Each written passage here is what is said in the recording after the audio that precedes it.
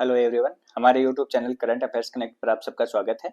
आज की क्लास में हम डेली करंट अफेयर्स की सीरीज में 10 अप्रैल का करंट अफेयर डिस्कस करेंगे। तो चलिए शुरू करते हैं आज की क्लास। तो सबसे पहले देखते हैं आज की क्लास में हम कौन कौन से टॉपिक डिस्कस करने वाले हैं। पहला टॉपिक है विश्व होम्योपैथी दिवस 2025। दूसरा है भारत के राष्ट्रपति की पुर्तगाल और स्लोवाकिया की यात्रा। ये टॉपिक कल भी डिस्कस किया था हमने, लेकिन इसमें कुछ नए डेवलपमेंट है तो इसको फिर से डिस्कस करेंगे। अगला है नवकार महामंत्र दिवस। नेक्स्ट है 2025-26 की अवधि के लिए प्रधानमंत्री कृषि सिंचाई योजना की उप योजना के रूप में कमांड क्षेत्र विकास और जल प्रबंधन के आधुनिकीकरण को मंजूरी। नेक्स्ट है कृषि पर तीसरी बिम्स्टेक मंत्री स्तरीय बैठक। छठा टॉपिक है ब्लैक बॉक्स लैब। सातवां है एयरबस और महिंद्रा एरोस्ट्रक्चर के बीच विनिर्माण अनुबंध। आठवां टॉपिक है प्राथमिकता निवेश परियोजनाओं पर भारत रूस कार्य समूह का 8वां सत्र। नेक्स्ट है भारतीय मानक ब्यूरो द्वारा अंतर्राष्ट्रीय मानकीकरण संगठन और अंतर्राष्ट्रीय इलेक्ट्रो टेक्निकल आयोग की तकनीकी समिति की 15वीं पूर्ण बैठक की मेजबानी। नेक्स्ट है अयोध्या पर्व 2025। अगला है भारत ब्रिटेन आर्थिक एवं वित्तीय वार्ता की 13वीं मंत्री स्तरीय बैठक। ठीक है। नेक्स्ट है मौद्रिक नीति समिति की 54वीं बैठक। नेक्स्ट है पंचायत उन्नति सूचकांक। अगला है राष्ट्रीय जलमार्गों के लिए डिजिटल पोर्टल लॉन्च। नेक्स्ट है IUCN ने शेर के लिए पहला ग्रीन स्टेटस असेसमेंट जारी किया। और लास्ट टॉपिक है डायरवुल्फ का डी एक्सटिंक्शन। ठीक है, देखते हैं पहला टॉपिक विश्व होम्योपैथी दिवस 2025। तो विश्व होम्योपैथी दिवस हर वर्ष 10 अप्रैल को मनाया जाता है। ठीक है, 10 अप्रैल को होम्योपैथी के जनक डॉक्टर सैमुअल हैनीमैन की जयंती है। ठीक है, तो इसलिए 10 अप्रैल को मनाया जाता है। इस वर्ष की थीम है अध्ययन, अध्यापन और अनुसंधान। होम्योपैथी में अनुसंधान के लिए केंद्रीय परिषद द्वारा विश्व होम्योपैथी दिवस पर भारत के सबसे बड़े होम्योपैथी संगोष्ठी का आयोजन गुजरात के गांधीनगर में महात्मा मंदिर सम्मेलन और प्रदर्शनी केंद्र में 10 से 11 अप्रैल तक किया जा रहा है। ठीक है, ये गुजरात में किया जा रहा है इसका आयोजन 10 से 11 अप्रैल तक। अगला टॉपिक है भारत के राष्ट्रपति की पुर्तगाल और स्लोवाकिया की यात्रा। ठीक है, तो भारत की राष्ट्रपति द्रौपदी मुर्मू पुर्तगाल और स्लोवाक गणराज्य की अपनी राजकीय यात्रा के अंतिम चरण में ब्रातिस्लावा पहुंची। ठीक है, तो ये ब्रातिस्लावा है, ये स्लोवाकिया की राजधानी है और पुर्तगाल की राजधानी लिस्बन है, जहाँ पे कल थी, इससे पहले राष्ट्रपति थी। ठीक है, तो ये 29 वर्षों में किसी भारतीय राष्ट्रपति की स्लोवाक गणराज्य की पहली यात्रा है। ठीक है, स्लोवाक गणराज्य के राष्ट्रपति पीटर पेलेग्रिनी के साथ बैठक हुई, जिसमें 2 समझौतों पर हस्ताक्षर किए गए। पहला था NSIC और स्लोवाक बिजनेस एजेंसी के बीच MSME क्षेत्र में सहयोग पर समझौता। ठीक है, दूसरा है SSIFS और स्लोवाक विदेश एवं यूरोपीय मामलों के मंत्रालय के बीच राजनयिक प्रशिक्षण सहयोग। ठीक है, तो इन 2 समझौतों पर हस्ताक्षर हुए। स्लोवाक गणराज्य की राष्ट्रीय परिषद के अध्यक्ष रिचर्ड रासी से भी राष्ट्रपति की मुलाकात हुई। ठीक है, और स्लोवाक गणराज्य प्रधानमंत्री रॉबर्ट फिको से भी मुलाकात हुई। पुर्तगाल की अपनी यात्रा के अंतिम दिन 8 अप्रैल को भारत की राष्ट्रपति द्रौपदी मुर्मू ने लिस्बन में असेंबलिया द रिपब्लिका, पुर्तगाली संसद का नाम है असेंबलिया द रिपब्लिका के अध्यक्ष जोस पेड्रो एगुइर ब्रेंको से मुलाकात की। पुर्तगाल के प्रधानमंत्री लुइस मोंटेनेग्रो से भी मुलाकात की। राष्ट्रपति मुर्मू ने कल 8 अप्रैल को राष्ट्रपति मार्सेलो रेबेलो डी सूसा के साथ लिस्बन में चंपालिमोट फाउंडेशन का दौरा किया। ठीक है, तो चंपालिमोट सेंटर फॉर द अननोन एक अत्याधुनिक चिकित्सा वैज्ञानिक और तकनीकी संस्थान है, जहां अनुप्रयुक्त अनुसंधान गतिविधियों और उन्नत शिक्षा कार्यक्रमों के साथ साथ अंतर विषयक नैदानिक देखभाल सुविधा केंद्र विकसित किया जा रहा है। ठीक है, तो कहाँ पर है? लिस्बन में है। लिस्बन में महात्मा गांधी और कस्तूरबा गांधी की प्रतिमा पर पुष्पांजलि अर्पित की गई। अब हम पुर्तगाल और स्लोवाकिया की लोकेशन देख लेते हैं। ये देखिए, पुर्तगाल यहाँ पर स्थित है, यूरोप का जो पश्चिमी देश है। ठीक है, तो ये एक साइड से स्पेन से घिरा हुआ है और बाकी समुद्र है, उत्तरी अटलांटिक महासागर। और ये जो स्लोवाकिया है वो यहाँ पर है। ठीक है, तो इसके पड़ोसी देश पुर्तगाल, यूक्रेन, रोमानिया, ठीक है, ऑस्ट्रिया, चेक रिपब्लिक, ये सब इसके पड़ोसी देश हैं। तो पुर्तगाल यूरोप का सबसे पश्चिमी देश है, अरेबियन प्रायद्वीप के पश्चिमी किनारे पर स्थित। ठीक है, इसकी सीमा उत्तर पूर्व में स्पेन से और दक्षिण और पश्चिम में उत्तरी अटलांटिक महासागर से लगती है। इसके 2 स्वायत्त क्षेत्र हैं, अटलांटिक महासागर में स्थित मदिरा और अजोरेस द्वीप समूह है। टैगस नदी पश्चिम की ओर बहती है और पुर्तगाल को उत्तरी पर्वतीय क्षेत्रों और दक्षिण के मैदानी क्षेत्रों में विभाजित करती है। पुर्तगाल का सबसे ऊंचा स्थान पोंटा डू पिको ओल्टो है, जो अजोरेस में स्थित है। ठीक है, अगला है स्लोवाकिया। स्लोवाकिया मध्य यूरोप में एक स्थलरुद्ध देश है, लैंडलॉक्ड कंट्री है, जो रणनीतिक रूप से पूर्वी और पश्चिमी यूरोप के चौराहे पर स्थित है। इसकी सीमा उत्तर में पोलैंड, पूर्व में यूक्रेन, दक्षिण में हंगरी, पश्चिम में ऑस्ट्रिया और उत्तर पश्चिम में चेक गणराज्य से लगती है। ठीक है। स्लोवाकिया में कार्पेथियन पर्वत श्रृंखला है, जिसका टाट्रा पर्वत है वो प्रसिद्ध पर्यटक और पारिस्थितिक क्षेत्र है। इसकी सबसे ऊंची चोटी गेरलाचोवस की पीक है, जो हाई टाट्रास का हिस्सा है। ठीक है। और स्लोवाकिया की जो प्रमुख नदियां हैं वो डेन्यूब, वार और हरोन है। ठीक है। अगला टॉपिक है नवकार महामंत्र दिवस। तो 9 अप्रैल को प्रधानमंत्री नरेंद्र मोदी द्वारा नई दिल्ली के विज्ञान भवन में इसका उद्घाटन किया गया। ये जैन धर्म का आयोजन है। जैन धर्म में सबसे अधिक पूजनीय और सार्वभौमिक नवकार महामंत्र के सामूहिक जाप के माध्यम से लोगों को एकजुट करने का प्रयास किया जाता है। ठीक है। प्रधानमंत्री ने नवकार महामंत्र दिवस पर 9 संकल्प प्रस्तावित किए हैं, और वो कौन कौन से हैं? पहला है पानी बचाने का संकल्प, दूसरा है एक पेड़ माँ के नाम, तीसरा संकल्प है स्वच्छता का मिशन, चौथा है वोकल फॉर लोकल, पांचवा है देश दर्शन, छठा है नेचुरल फार्मिंग को अपनाना, सातवां संकल्प है हेल्दी लाइफ स्टाइल को अपनाना, आठवां है योग और खेल को जीवन में लाना, और नौवां है गरीबों की सहायता का संकल्प। ठीक है। तो ये 9 संकल्प हैं, ये प्रस्तावित किए हैं प्रधानमंत्री ने। अगला टॉपिक है 2025-26 की अवधि के लिए प्रधानमंत्री कृषि सिंचाई योजना की उप योजना के रूप में कमांड क्षेत्र विकास और जल प्रबंधन MCADWM के आधुनिकीकरण को मंजूरी। इसके लिए कुल बजट 1600 करोड़ रुपए रखा गया है, और इसका उद्देश्य सिंचाई जल आपूर्ति नेटवर्क का आधुनिकीकरण करना है, ताकि मौजूदा नहरों या अन्य स्रोतों से निर्दिष्ट क्लस्टर में सिंचाई जल की आपूर्ति की जा सके। यह भूमिगत दबाव युक्त पाइप सिंचाई के साथ 1 हेक्टेयर तक स्थापित स्रोत से खेत तक किसानों द्वारा सूक्ष्म सिंचाई के लिए मजबूत बैकएंड बुनियादी ढांचा तैयार करेगा। ठीक है। जल लेखांकन और जल प्रबंधन के लिए SCADA system, internet of things तकनीक, इनका उपयोग किया जाएगा। इससे खेत स्तर पर जल उपयोग दक्षता, वाटर यूज एफिशिएंसी बढ़ेगी, कृषि उत्पादन और उत्पादकता बढ़ेगी, और इस तरह किसानों की आय में वृद्धि होगी। सिंचाई परियोजनाओं के प्रबंधन के लिए जल उपयोगकर्ता सोसाइटी बनाई जाएगी, वाटर यूजर सोसाइटी बनाई जाएंगी। ठीक है। को सिंचाई प्रबंधन हस्तांतरण कर दिया जाएगा। ये जो परियोजनाएं हैं इनका जो परिचालन है ये सोसाइटी के द्वारा किया जाएगा। जल उपयोगकर्ता समितियों को 5 साल के लिए FPO या पैक्स जैसी मौजूदा आर्थिक संस्थाओं से जोड़ने के लिए सहायता दी जाएगी। युवाओं को सिंचाई की आधुनिक पद्धति अपनाने के लिए खेती की ओर भी आकर्षित किया जाएगा। प्रारंभिक स्वीकृति राज्यों को चुनौतीपूर्ण वित्तपोषण प्रदान करके देश के विभिन्न जलवायु क्षेत्रों में पायलट परियोजनाओं को शुरू करने के लिए है। यह भी पायलट बेसिस पे शुरू की जाएगी, और इन परियोजनाओं के डिजाइन और संरचना में प्राप्त अनुभवों के आधार पर 16वें वित्त आयोग की अवधि के लिए अप्रैल 2026 से कमांड क्षेत्र विकास और जल प्रबंधन के लिए एक राष्ट्रीय योजना शुरू की जाएगी। ठीक है। तो ये की रिफॉर्म्स हैं जो भी हमने डिस्कस किए हैं, और इसके अंतर्गत जो पायलट प्रोजेक्ट शुरू किए जा रहे हैं वो 78 पायलट प्रोजेक्ट हैं, उसमें 80,000 किसानों को शामिल किया जाएगा। अगला टॉपिक है कृषि पर तीसरी बिम्स्टेक मंत्री स्तरीय बैठक। इसका आयोजन 9 अप्रैल को काठमांडू नेपाल में किया गया, और केंद्रीय कृषि एवं किसान कल्याण तथा ग्रामीण विकास मंत्री शिवराज सिंह चौहान ने भारत का प्रतिनिधित्व किया। ठीक है। इस बैठक के दौरान कृषि मंत्रियों ने मत्स्य पालन और पशुधन सहयोग सहित बिम्स्टेक कृषि क्षेत्र को और अधिक गति प्रदान करने के तरीकों और साधनों पर विचार विमर्श किया। ठीक है। तो पहली कृषि पर पहली बिम्स्टेक मंत्री स्तरीय बैठक है वो 12 जुलाई 2019 को म्यांमार में आयोजित हुई, और दूसरी थी वो 10 नवंबर 2022 को भारत में हुई। ठीक है। तो इस बैठक के दौरान भारत और नेपाल की सरकारों के बीच कृषि के क्षेत्र में सहयोग पर एक समझौता ज्ञापन पर हस्ताक्षर किए गए। यह समझौता ज्ञापन 6 दिसंबर 1991 को दोनों देशों के बीच हस्ताक्षरित समझौता ज्ञापन का स्थान लेगा। ठीक है। अगला टॉपिक है ब्लैक बॉक्स लैब। तो केंद्रीय नागरिक उड्डयन मंत्री राममोहन नायडू द्वारा नई दिल्ली के उड़ान भवन में विज्ञान दुर्घटना जांच ब्यूरो में अत्याधुनिक डिजिटल फ्लाइट डेटा रिकॉर्डर और कॉकपिट वॉइस रिकॉर्डर प्रयोगशाला का उद्घाटन किया गया है। ठीक है। अगला है एयरबस और महिंद्रा एरोस्ट्रक्चर के बीच विनिर्माण अनुबंध।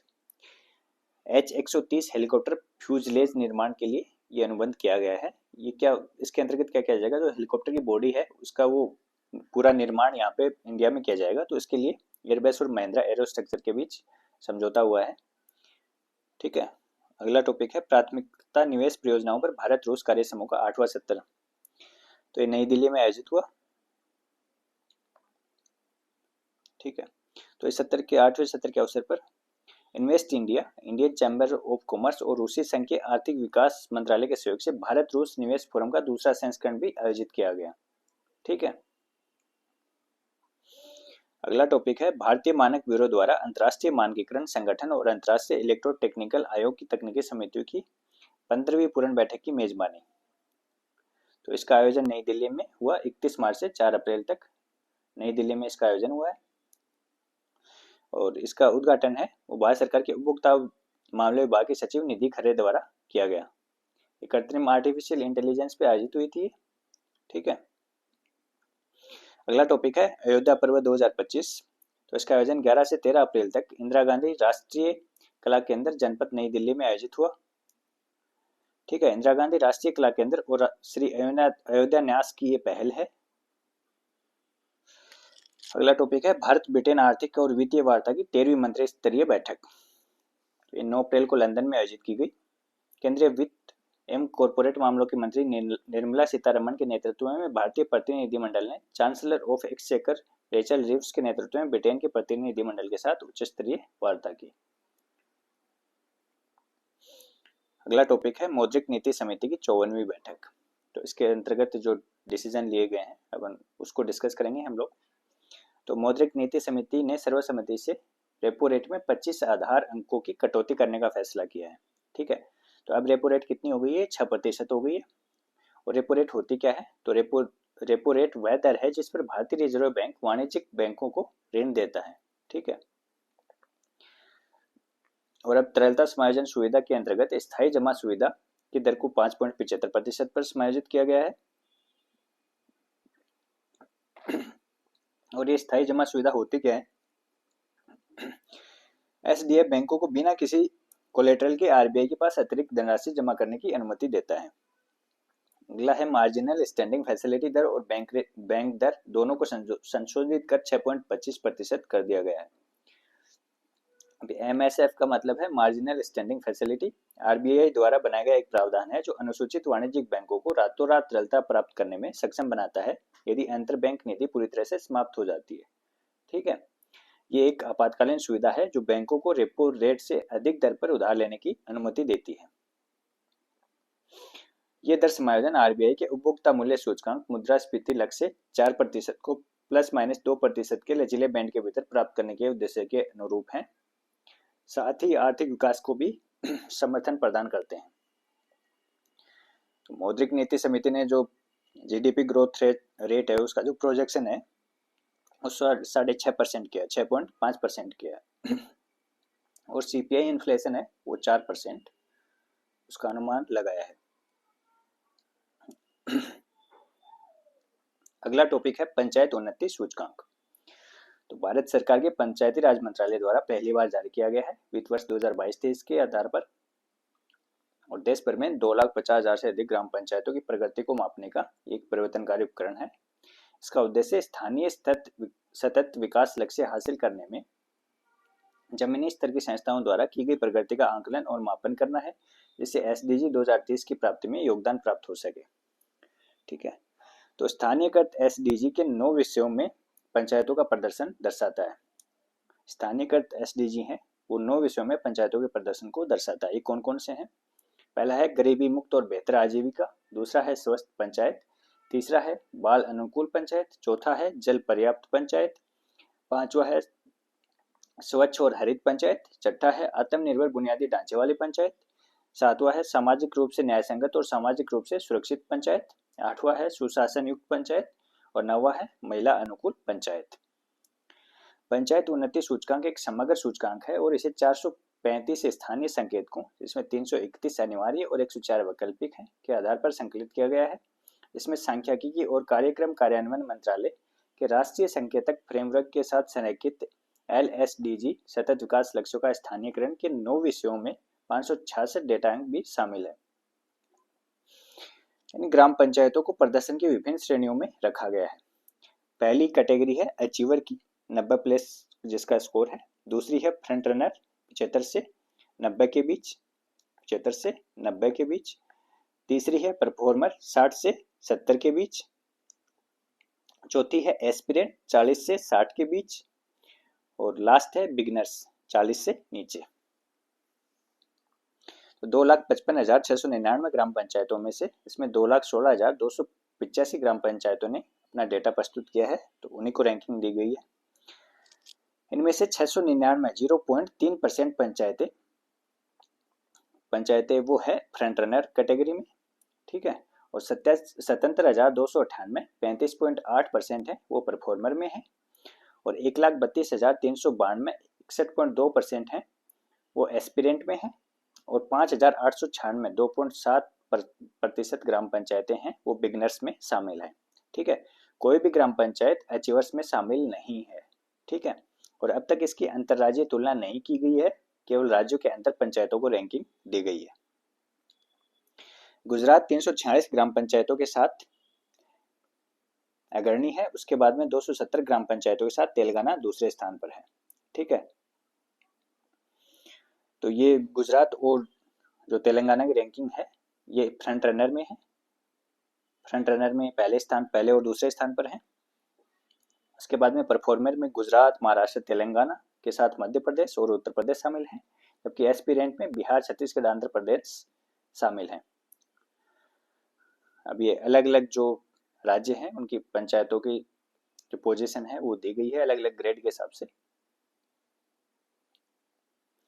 अब राजस्थान की शीर्ष जो 5 ग्राम पंचायतें हैं वो कौन कौन सी हैं, ठीक है। तो पहली है पिंडवाल सबला डूंगरपुर, दूसरी है सहवाज खर्चीपाली, तीसरी है पूरा बड़ी दूध सीकर, चौथी है सज्जनवासी नोखा बीकानेर, और पांचवी है गोठड़ा लांबा चिड़ावा झुंझुनू की। अगला टॉपिक है राष्ट्रीय जलमार्गों के लिए डिजिटल पोर्टल लॉन्च। तो केंद्रीय पतन, पोत परिवहन और जलमार्ग मंत्री सर्बानंद सोनोवाल ने राष्ट्रीय जलमार्गों पर बुनियादी ढांचे के विकास में निजी निवेश को आमंत्रित करने के लिए भारतीय अंतर्देशीय जलमार्ग प्राधिकरण द्वारा विकसित एक समर्पित डिजिटल पोर्टल का शुभारंभ किया है, ठीक है। तो गोवा में मंडोवी नदी नेशनल वाटरवेज 68 पर मालिम में जेटी विकसित करने के लिए Marina India infrastructure private limited को नए लॉन्च किए गए पोर्टल के माध्यम से पहला एनओसी जारी किया गया है। नव अधिसूचित राष्ट्रीय जलमार्ग जेटी टर्मिनलों का निर्माण विनियमन 2025 के अनुसार कोई भी संस्था जिसमें निजी खिलाड़ी भी शामिल हैं, प्राइवेट प्लेयर भी हैं, अब भारतीय अंतर्देशीय जलमार्ग प्राधिकरण से अनापत्ति प्रमाण पत्र एनओसी प्राप्त करके राष्ट्रीय जलमार्ग पर अंतर्देशीय जलमार्ग टर्मिनल विकसित या संचालित कर सकते हैं। ये विनियम मौजूदा और नए टर्मिनलों चाहे वे स्थायी हो या अस्थायी दोनों पर लागू होते हैं, ठीक है। तो इनको एनओसी देने के लिए इस पोर्टल को लॉन्च किया गया है और पहला एनओसी मिला है Marina India infrastructure private limited को, ठीक है, गोवा में मंडोवी नदी पर मालिम में जेटी विकसित करने के लिए। अगला टॉपिक है आईयूसीएन ने शेर के लिए पहला ग्रीन स्टेटस असेसमेंट जारी किया है, ठीक है। तो ग्रीन स्टेटस प्रजातियों की पुनर्प्राप्ति का आंकलन करने और उनके संरक्षण की सफलता को मापने के लिए एक उपकरण प्रदान करके आईयूसीएन रेड लिस्ट का पूरक है, ठीक है। रेड लिस्ट में तो जो विलुप्त हो रही प्रजातियां हैं उनका स्टेटस दिखाया जाता है, और इसमें जो ग्रीन स्टेटस है इसमें जो प्रजातियों की पुनर्प्राप्ति कितने उनकी रिकवरी हो गई है, उनका संरक्षण का स्टेटस क्या है, उसके बेस पे आंकलन करता है। तो शेर का ग्रीन स्टेटस देखते हैं, ये काफी हद तक समाप्त हो चुके हैं। ये प्रजाति आईयूसीएन लाल सूची में संकटग्रस्त बनी हुई है। मानवीय प्रभाव, तो मानवीय गतिविधियां शेर को उसके पूरे क्षेत्र में पारिस्थितिकी रूप से कार्यात्मक होने से रोक रही हैं। जंगलों का विनाश हो गया है, ठीक है, उनके रहने के लिए जगह नहीं बची है। विलुप्त क्षेत्र, तो शेर उत्तरी अफ्रीका और दक्षिण पश्चिमी एशिया में विलुप्त हो चुका है। संरक्षण सफलता, तो पश्चिमी और दक्षिणी मध्य अफ्रीका, दक्षिणी अफ्रीका और भारत के कुछ हिस्सों में किए गए प्रयासों से संभावित विलुप्ति को रोकने में मदद मिली है। भारत में गिर के जंगलों में ये पाए जाते हैं, गिर नेशनल पार्क में एशियाटिक लोयन पाए जाते हैं, ठीक है। तो प्रजातियों का आईयूसीएन ग्रीन स्टेटस है क्या? तो आईयूसीएन ने 2012 विश्व संरक्षण कांग्रेस में प्रजातियों, पारिस्थितिकी प्रणालियों और संरक्षित क्षेत्रों के संरक्षण की सफलता को मापने के लिए हरित सूची ग्रीन लिस्ट के निर्माण का आह्वान किया, ठीक है। रेड लिस्ट का पूरक है। रेड लिस्ट विलुप्त होने के जोखिम पर ध्यान केंद्रित करती है, क्योंकि ग्रीन स्टेटस इस बात पर अंतर्दृष्टि प्रदान करता है कि प्रजातियां कैसे पुनर्जीवित हो सकती हैं और कौन से संरक्षण कार्य आवश्यक हैं, ठीक है। तो संरक्षण की सफलता पर प्रकाश डालना, यहाँ तक कि विलुप्त होने के कम जोखिम वाली प्रजातियों जैसे खारे पानी के मगरमच्छ को भी अपने ऐतिहासिक क्षेत्र में पुनरुद्धार की आवश्यकता हो सकती है। जो दर्शाता है कि इस संरक्षण का मतलब केवल विलुप्त होने की रोकथाम ही नहीं है। तो ग्रीन स्टेटस है, उसमें 8 कैटेगरी है। पहली है एक्सटिंक्ट इन द वाइल्ड, दूसरी है क्रिटिकली डिप्लीटेड, तीसरी है लार्जली डिप्लीटेड, और चौथी है मॉडरेटली डिप्लीटेड, अगली है स्लाइटली डिप्लीटेड, नेक्स्ट है फुली रिकवर्ड, अगली है नॉन डिप्लीटेड, और लास्ट है इंटर इनडिटरमिनेट। ठीक है, अब आयुष्मान रेड लिस्ट में प्रजातियों की 100 से अधिक आयुष्मान ग्रीन स्थिति का आकलन करता है। ठीक है, एक प्रजाति को पूर्णतः रिकवर कब होती है, कब उसको पूर्णतः रिकवर हुआ माना जाता है, तो उसके लिए कंडीशंस दे रखी हैं। ये अपनी ऐतिहासिक सीमा के सभी भागों में मौजूद होनी चाहिए। ठीक है, मानव प्रभाव के कारण नष्ट हुए क्षेत्रों सहित ये अपने पूरे क्षेत्र में व्यवहार्य है, मतलब विलुप्त होने का खतरा नहीं है। ये अपने क्षेत्र में सभी भागों में पारिस्थितिक कार्य करता है। ये कारक मिलकर ग्रीन स्कोर 0 से 100% देते हैं, जो दर्शाता है कि कोई प्रजाति पूर्ण प्राप्ति के कितने करीब है। अगला टॉपिक है डायर वुल्फ का डी एक्सटिंक्शन। तो अमेरिका स्थित कंपनी कोलोसल बायोसाइंसेज ने 3 आनुवंशिक रूप से संशोधित भेड़िया पीलों के जन्म की घोषणा की है और दावा किया है कि वे विलुप्त विशाल भेड़िए की कार्यात्मक प्रतियां हैं। ठीक है, इनके नाम रोमुलस, रेमस और खलेसी, ये इन पिल्लों के नाम हैं। इनका जन्म सरोगेसी के माध्यम से हुआ है। तो डायरवुल्फ क्या है? तो डायरवुल्फ एनोसाइन डायरस एक विशाल शक्तिशाली भेड़िया था जो उत्तरी अमेरिका में रहता था और लगभग 13,000 वर्ष पहले विलुप्त हो गया था। ये आज के जो ग्रे भेड़िए हैं उनसे बड़ा था। वे घोड़ों, बाइसन और संभवतः मेमथ जैसे बड़े स्तनधारियों का शिकार करते थे। अब डी एक्सटिंक्शन होता क्या है? तो डी एक्सटिंक्शन का तात्पर्य उन्नत आनुवंशिक तकनीकों का उपयोग करके विलुप्त प्रजातियों को पुनर्जीवित करने की प्रक्रिया से है। इसका उद्देश्य खोई हुई जैव विविधता को बहाल करना और पारिस्थितिकी तंत्र की मरम्मत करना है। इसके लिए कौन कौन सी विधियां अपनाई जाती है? तो इसके लिए क्लोनिंग, चयनात्मक प्रजनन और आनुवंशिक इंजीनियरिंग का उपयोग किया जाता है, जिसमें जीन एडिटिंग वगैरह ये सब है। जीन एडिटिंग, क्रिस्पर, जो सब पढ़ रखी है आपने, तो इनका उपयोग किया जाता है। तो ये थी आज की क्लास। अगर आपको क्लास पसंद आई हो तो शेयर, सब्सक्राइब और लाइक ज़रूर कीजिएगा। तो चलिए मिलते हैं कल की क्लास में। Thank you.